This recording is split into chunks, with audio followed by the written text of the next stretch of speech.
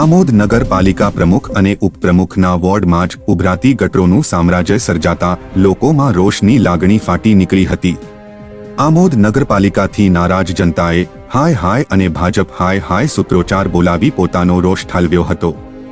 સ્થાનિકોનું કહેવું છે કે આમોદ નગરપાલિકા પાસે ઉભરાતી ગટરોના સાફ કરવાના રૂપિયા નથી।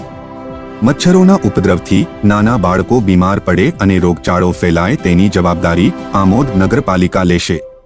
નગરપાલિકાના પ્રમુખ અને ઉપપ્રમુખનો વોર્ડ વિસ્તાર હોય અને ઘણીવાર અહીંયાથી જ પસાર થતા હોય છે, પરંતુ પ્રજાને પડતી હાલાકીને નજરઅંદાજ કરવાનો આ કિમિયો। આવનારી ચૂંટણીમાં લોકો વિરુદ્ધમાં મતદાન કરી જવાબ આપશે તેવી ચર્ચાએ પંથકમાં ભારે જોર પકડ્યું છે।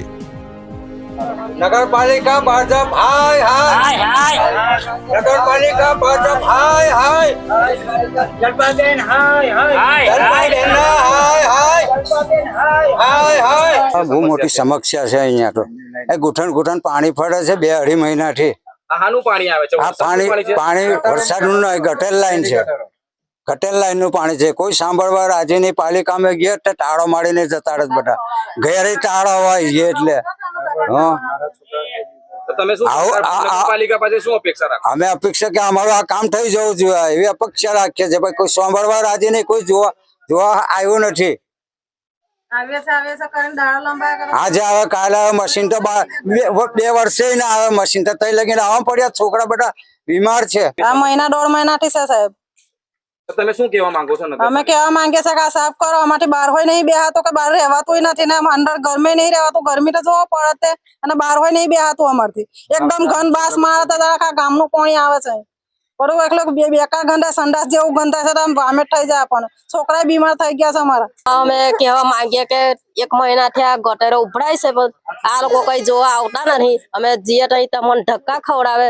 છોકરા મારા બીમાર છે, નગરપાલિકાની હંભી અમે દવાખાનું છે તઈ લઈ લઈને ધક્કા ખાઈએ છોકરાને દવા લેવા, પણ અમને કહે કે તમે આનો કોઈ રસ્તો કરો, પણ એ કશો રસ્તો કરવા માંગતા જ નહીં। અમને વારંવાર ધક્કા ખવડાવે, આવશે કરીને કઈ થશે એટલે એમની જવાબદારી રહેશે।